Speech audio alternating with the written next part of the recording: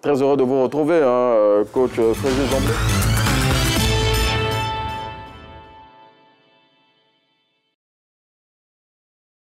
Très heureux de vous retrouver, hein, coach. Merci. Comment ça va? Oui, ça va super. Allez, aujourd'hui, on s'intéresse, comme d'habitude avec vous, voilà, à l'éducation de nos enfants.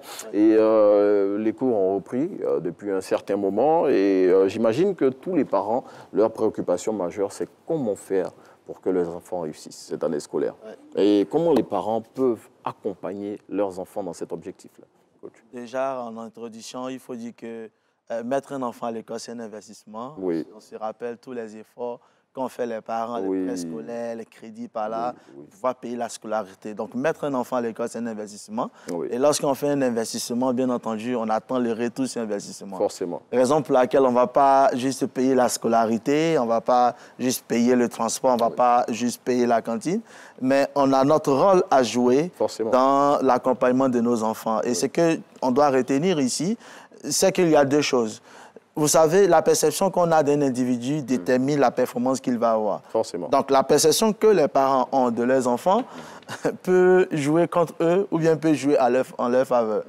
L'autre chose, c'est que nous avons des choses à activer. D'abord, l'environnement détermine aussi la performance. Oui. Donc, comment est-ce qu'on conditionne l'environnement de l'enfant afin que celui-ci puisse produire du résultat? Bon, en parlant de conditionnement de l'environnement de l'enfant, je veux dire, si, qu'est-ce qu'il faut faire, justement? Parce que les réalités ne sont pas les mêmes, hein, en fonction des foyers. Bon, là où on pourrait dire les gens sont aisés, il y a certaines réalités qu'ils ont. Dans les ménages moyens, ils ont leur réalité. Mais peu importe l'élément dans lequel on se trouve, coach, qu'est-ce qui doit être de mise pour pouvoir accompagner véritablement les enfants? Alors, si tout à l'heure j'ai dit, il y a deux choses, il y a l'environnement et il y a la perception. Si on parle déjà sur la perception, vous savez, il y a beaucoup de choses qui se rencontrent en ville, qui se rencontrent dans les réunions des parents, mais qui n'ont rien à voir avec la réalité. Par exemple, le premier mensonge, c'est les enfants n'ont pas le même cerveau. Tu sais, récemment... Qui le dit? Les parents. Tu sais, récemment, je faisais une formation avec des parents. Et puis, il y a une dame qui me dit, alors, monsieur Fréjus, je cherchais même votre contact. J'allais vous appeler. Parce que, tu sais, moi, depuis le CP1, je suis très brillante, mathématicienne, physicienne, etc., INP, etc. Et j'ai vu quelque part que ma fille, depuis un certain nombre de classes, elle a des mauvaises notes en mathématiques. C'est pas normal. Et puis, je lui ai demandé, ah, donc, madame, vous pensez que c'est héréditaire? Elle m'a dit, oui, bien sûr. Je lui ai dit, bon, où est-ce que vous avez vu qu'on n'a pas le même cerveau? Pour le moment, les scientifiques ont montré qu'on a tous le même cerveau. Vous comprenez? Donc, si on pense que nos enfants n'ont pas le même cerveau que ceux, peut-être, qui ont la moyenne ou qui sont majeurs de promotion, notre perception d'eux-mêmes va déjà changer. Oui, on va se dire, bon, lui, là, il n'est pas très fort à l'école, donc qu'est-ce qu'on peut faire pour lui? Et tu verras que les actions que les parents vont engager vis-à-vis de cet enfant-là, ils vont le traiter comme quelqu'un qui n'est pas bon.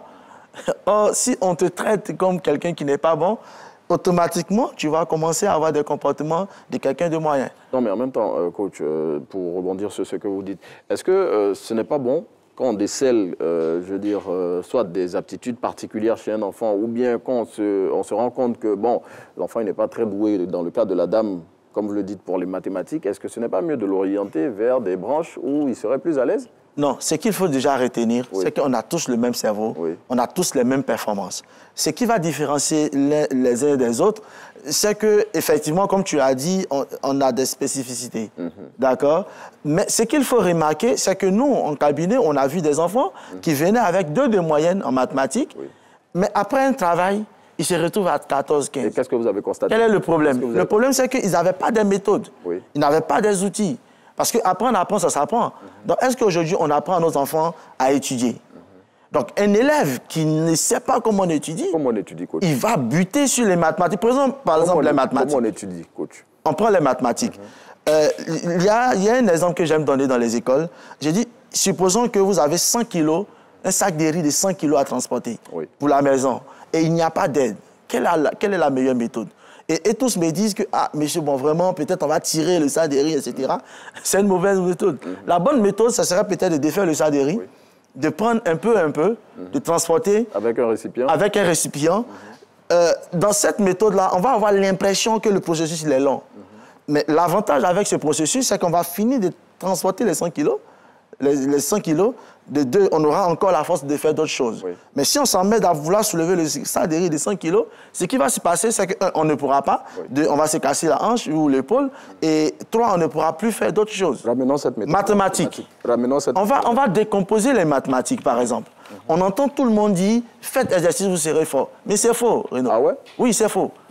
Tu vois, en mathématiques, on essaie de décomposer les mathématiques. On a le théorème, on a les propriétés, on a les formules, et puis on a l'exercice en dernière position. Okay. Mais tu vois, exercice en dernière position, un élève qui ne comprend pas le théorème ne peut pas comprendre la formule. Comment on reconnaît les mathématiques? Par les chiffres et les lettres. Donc forcément, les formules sont en chiffres et en lettres. Mais en réalité, si tu as bien compris la propriété, tu vas te rendre compte que, en fait, comment est composée même la formule. Maintenant, nous, on a mis définition dans ce schéma. Donc, on a mis théorème, propriété, formule, définition. Pourquoi? Tu peux faire le test à la maison ou dans ton quartier. Tu prends des enfants et puis tu leur demandes des collégiens. Hein, à partir peut-être de 3e, tu leur dis, donnez-moi la formule des angles adjacents, la propriété des angles adjacents. Tu vas voir qu'eux tous vont réciter ça. Quand tu demandes qu'est-ce qui est adjacent, ils sont tous plantés. Tu vois, donc définition, ça veut dire que, est-ce qu'on comprend le théorème? Si on comprend le théorème parce qu'il est écrit en français, on va comprendre la propriété. Donc, en somme, il faut apprendre à apprendre aux enfants. Apprendre à apprendre. Mais tu vois, ce que je viens de dire, c'est méthodique. Un enfant qui connaît le théorème, qui connaît la propriété, donc qui comprend la formule, il n'y a pas un exercice qu'il ne serait pas capable de faire. Donc ça, on appelle ça technique et méthode d'apprentissage.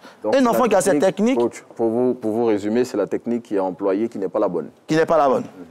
Qui n'est pas la bonne. Un enfant qui a la technique, eh bien, il peut facilement apprendre. Et en ce moment, on peut, bien entendu, juger de son potentiel. Donc, c'est en cela que vous parlez de mensonge de l'apprentissage? Bien sûr. C'est pas un peu fort quand même?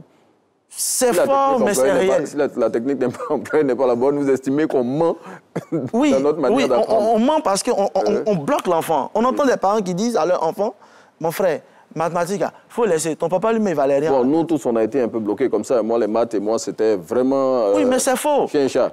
C'est faux. Si tu avais les techniques, si tu avais les méthodes, tu allais te rendre compte que... Moi, j'ai fait la série A. Je le dis à tout le monde. J'ai fait la série A. À l'examen BPC, il y a eu 2 en mathématiques. Bon, je ne vais pas donner ma note, mais vraiment... Tu vois, mais en seconde, ceux qui ont fait la seconde avec moi savent qu'il y avait 17 en mathématiques. Qu'est-ce qui s'est passé?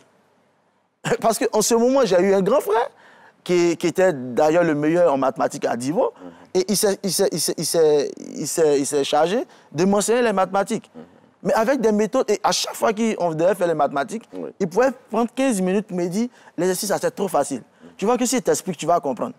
Mais déjà, ça m'a reconditionné. Mais quand on dit mathématiques, là, je te dis peut-être mathématiques, il y a une zone de ton cerveau qui s'active. Ah non, la zone s'est activée tout de suite. Et puis, tu vois, parce que tu te dis, waouh, on nous a dit c'est pour les génies, on nous a dit que c'est pas tout le monde qui peut faire, on nous a dit qu'il y a des cerveaux de mathématiciens. C'est faux. Donc, on a menti, on nous a tous menti. Comme le dit coach Fréjus. C'est lui qui le dit, hein. Il nous parle de mensonge, on a menti. Tous les enfants sont capables de faire les mathématities. Waouh. Donc, on applique la bonne formule. La bonne formule, la bonne méthode. Apprendre à apprendre aux enfants. Ça s'apprend, et j'imagine que coach Fréjus Zamblé, justement, en tant qu'expert en la matière, a des formules qu'il faut pour permettre aux enfants d'apprendre. Maintenant, c'est quoi exactement ces mensonges-là et en quoi cela, comme le dit, est-il un frein à la performance des enfants? Donc, tout à l'heure, on a vu qu'on a le même cerveau. L'autre mensonge, c'est jouer rend bête. Je le dis, je ris parce que régulièrement, les parents... Jouer contribue au développement des enfants et à leur épanouissement. Oui, mais le problème, c'est que si tu te rends dans une réunion des parents, tu vas te rendre compte qu'eux tous seront en train de se plaindre.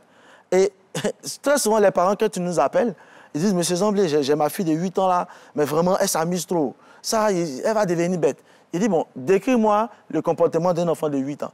Il me dit, un enfant de 8 ans, eh bien, il se réveille le matin, il étudie, voilà. J'ai dit, mais est-ce que si tu as lu ça dans un livre, que jouer rend bête, merci de me donner le livre, moi aussi je vais lire. Parce que ce qu'on sait, c'est que la nature nous a montré par expérience que jouer rend performant. Les mammifères les plus intelligents de la nature s'amusent pour apprendre. Raison pour laquelle aujourd'hui on a trouvé la technique pour dompter les plus gros animaux de la forêt. Par exemple, vous prenez un lionceau, vous le mettez dans une cage, vous l'empêchez de jouer, il va grandir, mais il sera inoffensif. Pourquoi? Parce que c'est quand il joue, il apprend à chasser, il apprend à se défendre, etc. Maîtriser son territoire. Donc, jouer, il faut qu'on arrête d'empêcher nos enfants de jouer. Oui. Hein?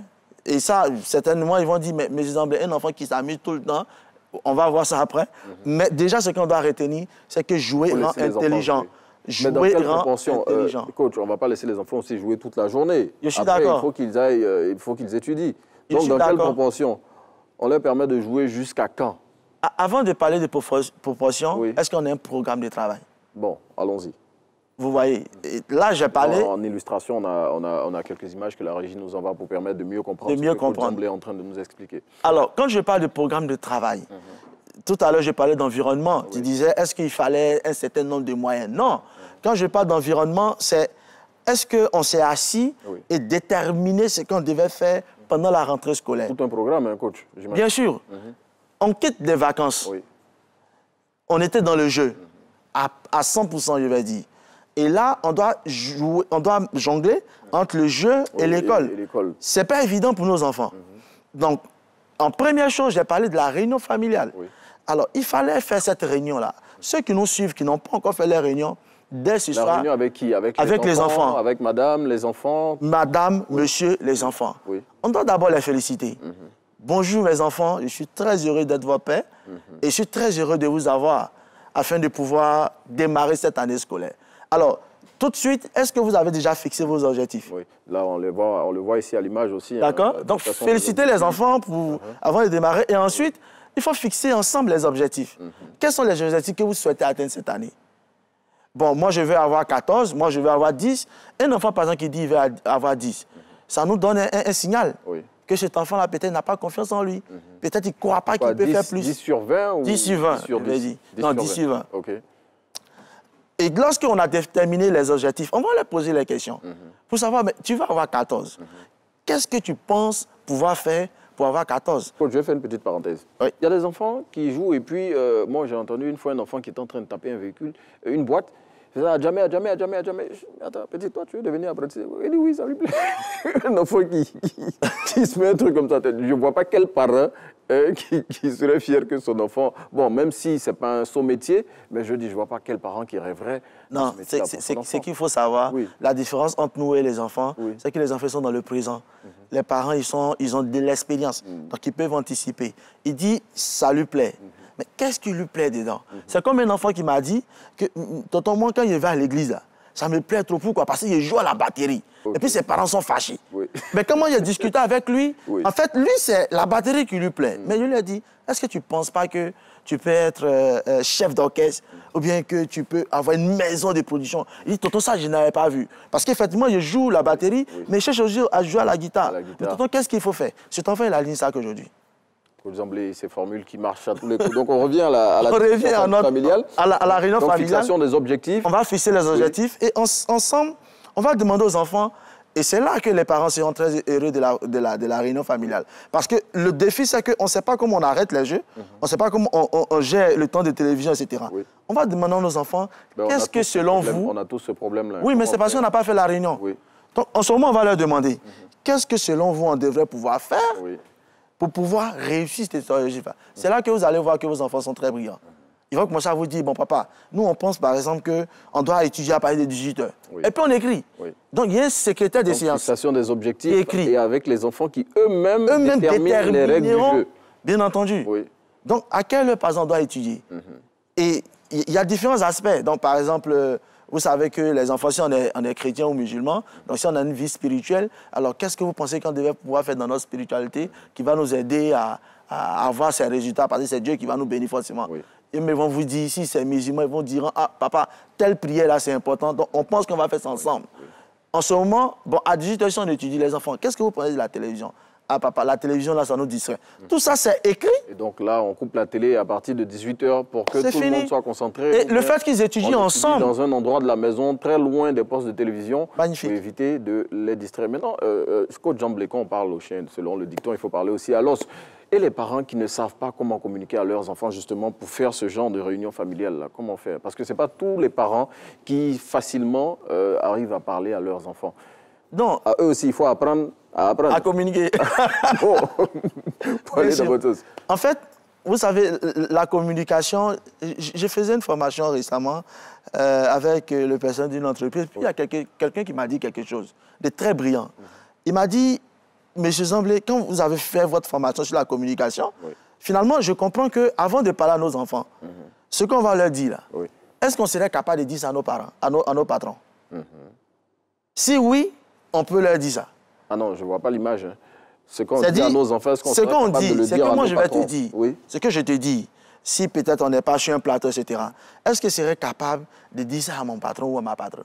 C'est quoi le rapport? Si je trouve que c'est quelque chose à dire à mon patron, en ce moment, quand je vais te dire la même chose, tu vas te sentir valorisé. C'est ça le lien. Le lien, c'est que très souvent, ce qui bloque la communication avec nos enfants, c'est qu'on ne les respecte pas. Ah oui. On a un problème d'objectif aussi. C'est-à-dire, par exemple, on va crier sur cet enfant, on crie sur un enfant. Et puis après, pourquoi on a crié sur lui? Peut-être parce qu'on souhaite qu'il fasse quelque chose. Mais est-ce qu'il est en train de faire cette chose-là? Non. Zéro résultat. Mais si mon résultat, la bonne formule. Si mon objectif, c'est d'emmener cet enfant-là peut-être à passer à l'action, du coup, je vais trouver les mots qui vont l'emmener à. De 3, je vais l'emmener à avoir cette valeur-là qui lui montre qu'effectivement, il est capable de faire ce qu'on dit. Mais regardez un parent qui dit à son enfant, toi, ta tête, là, tu n'as pas étudié jamais. Pas si tu vas étudier. Voilà, le message, je ne peux pas passer. Et très souvent, je dis aux parents, comment vous dites à vos enfants de venir manger? La nourriture est prête, tu peux venir manger. Mais quand on dit ça, l'enfant, il vient. Mais quand on dit, mais toi, ta tête, là, tu n'as pas étudié, passe, il ne vient pas. Oui, c'est clair. Donc, même quand il vient, il n'est pas dans les dispositions. Donc, crier, c'est zéro résultat. Je dis aux gens, crier, c'est un peu comme on règle mal un micro. Donc, si les parents apprennent à mieux communiquer, ils pourront effectivement passer le message. Mieux communiquer pour bien faire passer les messages. Et coach, pour refermer l'entretien avec vous, qu'est-ce qu'on devrait retenir? On devrait retenir qu'on a notre rôle à jouer. Il ne s'agit pas de payer que la scolarité. La deuxième chose, c'est qu'il faut faire déjà la réunion familiale pour pouvoir définir les objectifs avec les enfants. Définition d'objectifs en parlant et en trouvant la bonne formule pour bien parler aux enfants. Coach Zamblé, je vais vous remettre ça, vous venez avec moi. Voilà, Coach Zamblé qui va nous offrir la citation matinale de ce jour. Merci d'avoir été en notre compagnie. Restez sur RTI 1 et surtout, faites ce message de Coach Zamblé. Pour trouver le bonheur, il faut se lever de bonne heure.